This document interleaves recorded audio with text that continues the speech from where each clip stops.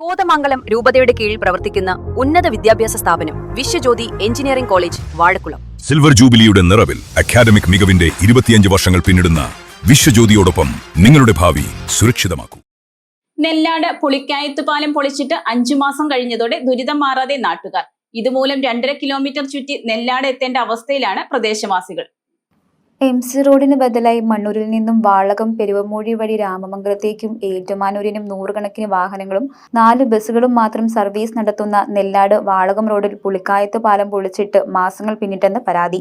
നെല്ലാട് കവലിൽ നിന്നും 300 മീറ്റർ ദൂരം മാത്രമുള്ള പാലത്തിന്റെ അക്കരെയുള്ളവർ നെല്ലാട് എത്തണമെങ്കിൽ 2.5 കിലോമീറ്റർ ചുറ്റി സഞ്ചരിക്കേണ്ട അവസ്ഥയിലാണ്. നെല്ലാട് ഭാഗത്തെ സ്കൂളുകളിലും കോളേജുകളിലും നെല്ലാട് കിൻഫ്ര പാർക്കിലെ കമ്പനികളിലേക്കും മൂവാറ്റുപുഴയിലേക്കും പോകേണ്ട വിദ്യാർത്ഥികളും യാത്രക്കാരും ഉൾപ്പെടെ ഇതുമൂലം ദുരിതത്തിലായിരിക്കുകയാണ്. റോഡിൽ ദിശാസൂചിക ബോർഡുകൾ ഇല്ലാത്തതുമൂലം പെരുമ്പാവൂർ നെടുമ്പാശ്ശേരി ഭാഗത്തേക്ക് പോകേണ്ട വാഹനങ്ങൾക്ക് പലപ്പോഴും വഴിതെറ്റുന്ന അവസ്ഥയാണ്.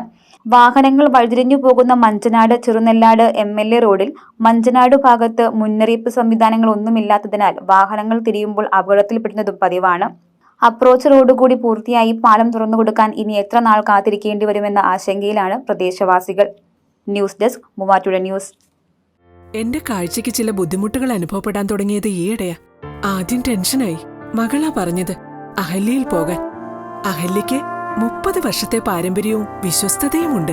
അഹല്യയിലെ വിദഗ്ധരായ ഡോക്ടർമാരുടെ ചികിത്സ കൊണ്ട് എനിക്ക് എന്റെ കാഴ്ചശക്തി പൂർണ്ണമായും തിരിച്ചു കിട്ടി. ഇപ്പൊ എനിക്ക് ഈസിയായി വായിക്കാം. നേത്ര സംരക്ഷണത്തിന് നമ്മുടെ Ahalya. Ahalya foundation eye hospital, കേരളത്തിൽ എല്ലായിടത്തും.